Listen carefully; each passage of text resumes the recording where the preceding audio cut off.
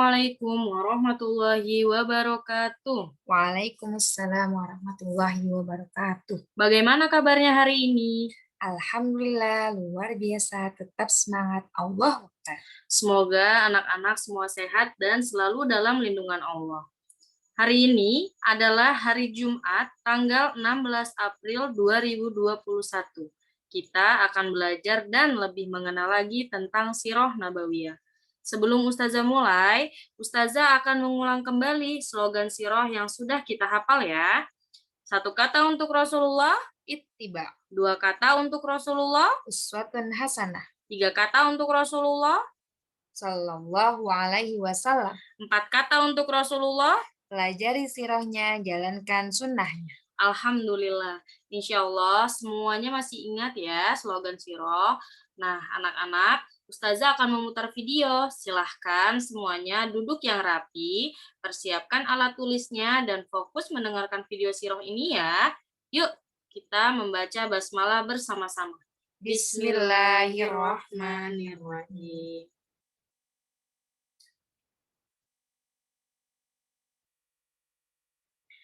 Hubungan dengan materi sebelumnya. Tahun 7 Hijriah, 20 Nubuah, usia Rasulullah saat itu 59 tahun. Selanjutnya kita akan melanjutkan ke tahun 8 Hijriah, 21 Nubuah, saat itu usia Rasulullah SAW 60 tahun. Fatu Mekah adalah pembebasan kota Mekah oleh kaum muslimin dengan membawa pasukan sebanyak 10.000 orang.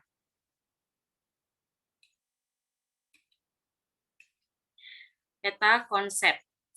Pada bab 8 ini, peristiwa di tahun ke-8 Hijriah, 21 Nubuah, usia Rasulullah SAW 60 tahun. Yang pertama ada Fatu Mekah, yang kedua ada hikmah dan ibrah, dan yang ketiga ada ringkasan. Baik, selanjutnya anak-anakku, Fatu Mekah berarti pembukaan atau kemenangan kota Mekah. Fatu Mekah terjadi pada Ramadan tahun ke-8 Hijriah, usia Rasulullah SAW saat itu 60 tahun. Beliau bersama dengan 10.000 orang pasukannya menuju Mekah. Sampai di Mekah, rombongan ini masuk dengan damai dan menghancurkan berhala-hala yang ada di sekitar Ka'bah. 2 tahun sudah perjanjian Hudaibiyah berlalu.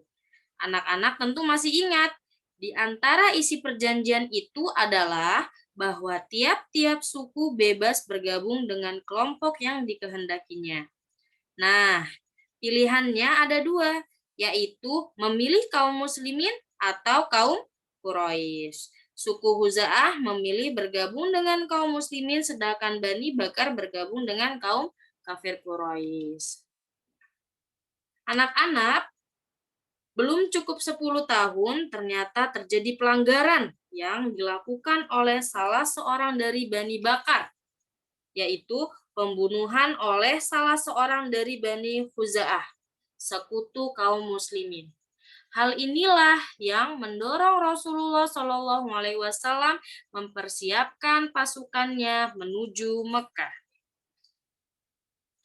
Berita tentang rencana Rasulullah SAW bersama kaum muslimin untuk berangkat ke Mekah telah terdengar oleh kaum Quraisy. Mereka menyesal telah membunuh orang-orang Bani Huza'ah karena perbuatan itu akan berdampak buruk bagi mereka. Nah, apa yang mereka lakukan? Ternyata mereka kemudian menggelar sebuah pertemuan darurat. Para pembesar Quraisy berkumpul di Darun Nadwah atau Parlemen Quraisy untuk membicarakan solusinya. Kaum Quraisy sepakat mengirim Abu Sufyan ke Madinah dengan penuh keyakinan untuk memperkuat dan memperpanjang jangka waktu perjanjian. Saat tiba di Madinah, tempat pertama yang ia datangi adalah rumah Ummu Habibah atau Ramlah binti Abu Sufyan, istri Rasulullah Shallallahu Alaihi Wasallam yang juga anak Abu Sufyan. Namun Rasulullah Shallallahu Alaihi Wasallam sama sekali tidak menanggapinya. Kemudian Abu Sufyan menemui Abu Bakar, Umar bin Khattab, dan menemui Ali bin Abi Thalib. Bahkan meminta anak-anak Ali untuk berbicara kepada Rasulullah Shallallahu Alaihi Wasallam sebagai kakeknya. Anak-anakku, sepeninggal Abu Sufyan, Rasulullah Shallallahu Alaihi Wasallam segera mempersiapkan rencana penyerangan terhadap kafir Quraisy. Rasulullah Shallallahu Alaihi Wasallam memerintahkan Aisyah untuk mempersiapkan perlengkapan perang beliau. Saat pasukan telah berkumpul, Rasulullah Shallallahu Alaihi Wasallam mengumumkan bahwa mereka akan bergerak menuju Mekah. Para sahabat diminta untuk mempersiapkan diri dengan sungguh-sungguh. Rasulullah Shallallahu Alaihi Wasallam bergerak menuju Mekah pada tanggal 10 Ramadan tahun 8 Hijriah dan menunjuk Abu Rahim Kalsum bin Husain untuk menjaga Madinah. Pasukan Muslim berjumlah 10.000 orang sahabat, dikarenakan suku-suku yang bersekutu dengan Rasulullah Shallallahu Alaihi Wasallam datang untuk bergabung. Nah, pasukan kaum muslimin meneruskan perjalanan menuju Mekah dalam keadaan berpuasa hingga tiba di Qudayd, sebuah mata air yang terletak antara Usfan dan Qudayd. Nah, setibanya di tempat ini, Rasulullah Shallallahu Alaihi Wasallam berbuka puasa bersama pasukannya. Rasulullah Shallallahu Alaihi Wasallam segera memerintahkan pasukan untuk menyalakan obor. Setiap orang memegang satu obor. Untuk memimpin penjagaan ditunjuklah Umar bin Khattab. Saat itulah datang Abbas bin Abdul Muthalib, paman beliau yang telah memeluk Islam. Ia pergi berhijrah bersama keluarga. Anakku sayang, inilah kehebatan keimanan yang ditunjukkan oleh kaum muslimin. Dalam keadaan berpuasa pun, mereka tetap bersemangat menjalankan perintah Rasulullah Shallallahu Alaihi Wasallam. Abu Sufyan bin Harb adalah Abdullah bin Umayyah bin Mughirah pergi meninggalkan Mekah. Keduanya bertemu Rasulullah Shallallahu Alaihi Wasallam di Saniyatul Iqab antara Mekah dan Madinah. Keduanya ingin masuk ke tempat Rasulullah Shallallahu Alaihi Wasallam. Abu Sufyan masuk Islam di hadapan Rasulullah Shallallahu Alaihi Wasallam. Kemudian beliau menyatakan bahwa barang siapa yang masuk rumah Abu Sufyan, maka ia aman. Dan yang menutup pintu rumahnya, maka ia aman. Dan yang masuk Masjidil Haram, maka ia aman pula. Beberapa di antara mereka masih ada yang membujuk untuk menghadapi orang-orang Muslim. Mereka adalah Ikrimah bin Abu Jahal, Safwan bin Umayyah, dan Suhail bin Amr di Khandamah. Mereka membujuk untuk memerangi orang-orang Muslim. Rasulullah Shallallahu Alaihi Wasallam terus berjalan hingga tiba di Zutua. Di sana, beliau membagi 3 pasukannya. Pasukan itu dipimpin oleh Khalid bin Walid, Zubair bin Awam, dan Abu Ubaidah. Rasulullah Shallallahu Alaihi Wasallam dan pasukan Muslim kembali meneruskan perjalanan. Menjelang memasuki Masjidil Haram, Rasulullah Shallallahu Alaihi Wasallam memandangkan takbir dan tahlil yang diikuti oleh kaum muslimin. Mulut beliau juga tak henti-hentinya membaca Quran surah Al-Fat. Seluruh prajuritnya yang mendengarnya menangis haru. Rasulullah Shallallahu Alaihi Wasallam menundukkan mukanya dalam-dalam hingga jenggotnya menyentuh leher tunggangannya sebagai ungkapan kerendahan diri di hadapan Allah.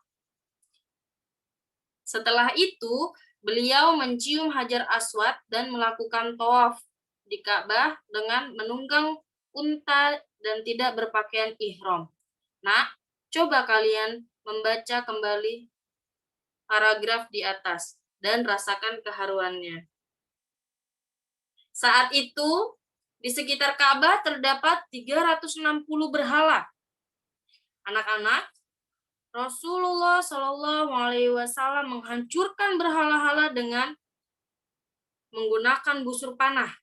Rasulullah Shallallahu Alaihi Wasallam mengarahkan busur panahnya ke berhala-berhala tersebut sambil membaca firman Allah yang terdapat pada Quran surah Al-Isra ayat 81 yang artinya sesungguhnya yang batil itu adalah sesuatu yang pasti lenyap.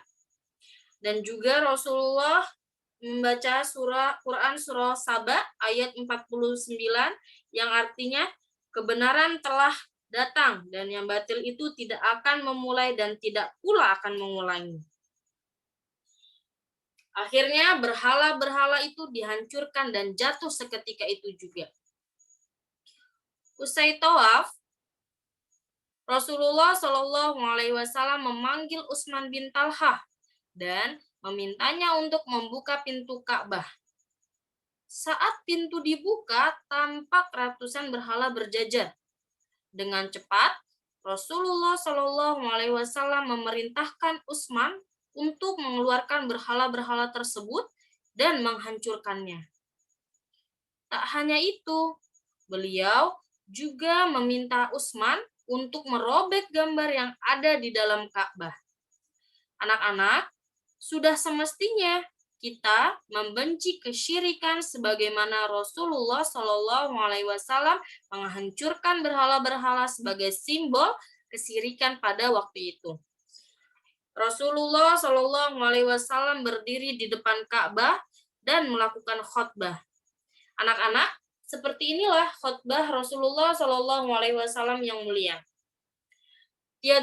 Tiada Tuhan selain Allah, yang tiada sekutu baginya, yang membenarkan janjinya, yang menolong hambanya, yang mengalahkan musuh semata.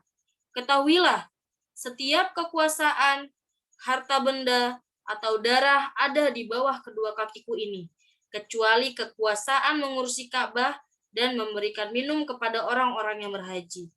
Wahai sekalian kaum Quraisy, sesungguhnya Allah telah mengenyahkan kesombongan jahiliyah dari diri kalian dan pengagungan terhadap nenek moyang. Manusia berasal dari Adam, dan Adam berasal dari tanah. Kemudian beliau melanjutkan, wahai sekalian kaum Quraisy, menurut kalian, apa yang akan aku perbuat terhadap kalian? Mereka menjawab, kebaikan. Engkau adalah saudara yang mulia dan putra saudara mulia. Lalu beliau bersabda kembali, aku akan mengucapkan kepada kalian seperti apa yang pernah diucapkan Nabi Yusuf alaihissalam kepada saudara-saudaranya. Hari ini tidak ada cercaan bagi kalian. Pergilah karena kalian semua bebas. Waktu sholat pun tiba. Rasulullah Shallallahu Alaihi Wasallam memerintahkan Bilal untuk naik dan mengumandangkan azan di atas Ka'bah. Saat masuk waktu duha, Rasulullah Shallallahu Alaihi Wasallam berada di rumah Ummu Hani binti Abdul Muthalib. Lalu Rasulullah Shallallahu Alaihi Wasallam mandi dan melakukan sholat 8 rakaat sebagai sholat kemenangan. Beliau salam setiap 2 rakaat. Demikianlah Rasulullah Shallallahu Alaihi Wasallam senantiasa bersyukur atas semua pertolongan Allah. Akhir peperangan.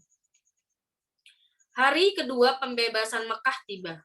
Rasulullah Shallallahu Alaihi Wasallam menyampaikan khutbah di depan semua orang. Beliau memulainya dengan hamdalah dan pujian kepada Allah serta pengagungan terhadapnya. Selanjutnya, beliau bersabda, wahai manusia, sesungguhnya Allah telah menjadikan Mekah sebagai tempat yang suci sejak penciptaan langit dan bumi. Ia adalah tempat suci dengan kesucian dari Allah hingga hari kiamat. Tidak halal bagi siapapun yang beriman kepada Allah dan hari akhir untuk menumpahkan darah padanya atau menebang pepohonannya. Rasulullah Shallallahu Alaihi Wasallam datang ke Sofa, lalu naik sehingga beliau bisa melihat Baitullah. Beliau kemudian mengangkat tangannya untuk berdoa dan membaiat manusia untuk setia pada Islam. Rasulullah Shallallahu Alaihi Wasallam lantas membaiat juga kalangan wanita.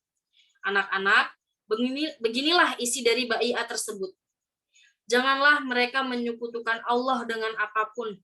Jangan mencuri, jangan berzina, jangan membunuh anak-anak mereka, jangan mendatangkan kedustaan yang mereka katakan, dan jangan berbuat durhaka dalam perkara yang ma'ruf. Selanjutnya adalah Perang Hunain. Perang Hunain adalah perang antara Rasulullah Shallallahu Alaihi Wasallam dan kaum muslimin yang berhadapan dengan Bani Hawazin dan Bani Sakif. Mereka berkumpul di Hunain dengan maksud untuk memerangi Rasulullah Shallallahu Alaihi Wasallam. Peristiwa ini terjadi pada bulan Syawal tahun ke-8 Hijriah. Usia Rasulullah Shallallahu Alaihi Wasallam saat itu 60 tahun. Mereka datang dengan mengumpulkan harta, membawa wanita dan anak-anak mereka. Rasulullah Shallallahu Alaihi Wasallam mempersiapkan diri untuk menghadapi mereka dengan jumlah pasukan 12.000 orang. Jumlah yang banyak ini menjadi ujian di awal peperangan. Beberapa anggota pasukan Muslim merasa bahwa jumlah ini adalah pertanda kemenangan. Nyatanya, mereka diuji berupa adanya serangan yang mendadak oleh musuh dan membuat kocar-kacir pasukan Muslim. Kemudian, Allah menolong mereka dan akhirnya peperangan dimenangkan oleh Rasulullah Shallallahu Alaihi Wasallam dan kaum muslimin. Kabilah Hawazin sendiri akhirnya memeluk Islam setelah pembagian harta di Ji'ranah. Nah, kesombongan memang adalah sebuah keburukan akhlak. Maka itu peliharalah diri kita selalu dari rasa sombong. Selanjutnya adalah Perang Taif. Perang ini sebenarnya merupakan kelanjutan dari Perang Hunain, sebab kebanyakan pelarian Hawazin dan Sakif masuk ke Taif bersama pemimpin mereka, Malik bin Auf an-Nasri. Setelah kekalahan Bani Hawazin, Bani Sakif melarikan diri berlindung di dalam benteng-benteng dan menutup pintu-pintu benteng. Rasulullah Shallallahu Alaihi Wasallam melakukan pengepungan. Perang berlangsung dengan saling membidik panah dari jauh.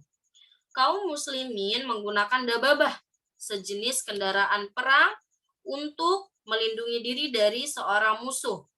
Ya, bisa dilihat di layar anak-anak ada gambar dababah tersebut ya yang dipakai Rasulullah saat perang Taif ya. Akan tetapi kendaraan itu dihujani dengan biji-biji panas yang terbakar dan pasukan muslim berlarian ya karena dababah ini terbuat dari kayu.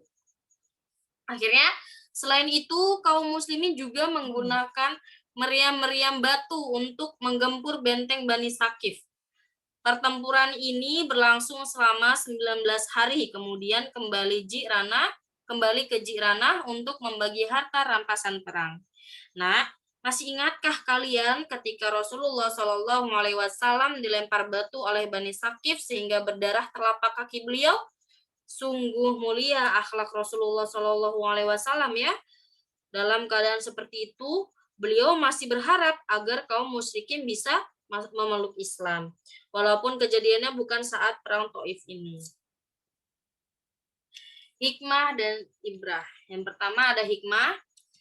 Yang pertama, akibat dari pelanggaran atas kesepakatan bersama pada perjanjian Hudaybiyah, maka Rasulullah Shallallahu Alaihi Wasallam melakukan pembebasan kota Mekah. Yang kedua ada Fathu Mekah adalah puncak kemenangan kaum muslimin. Dan yang ketiga, Tujuan baiat yang dilakukan kepada kaum muslimin adalah untuk membersihkan akidah dan akhlak kaum muslimin. Selanjutnya ada ibrah. Yang pertama adalah bersikap lemah lembut sangat dianjurkan dalam Islam. Yang kedua, bersikap tegas apabila ada kemungkaran yang terjadi. Dan yang ketiga adalah tidak boleh ada dendam kepada seseorang yang sudah masuk agama Islam. Meskipun dahulu ketika musyrik dia mengolok-olok agama Islam.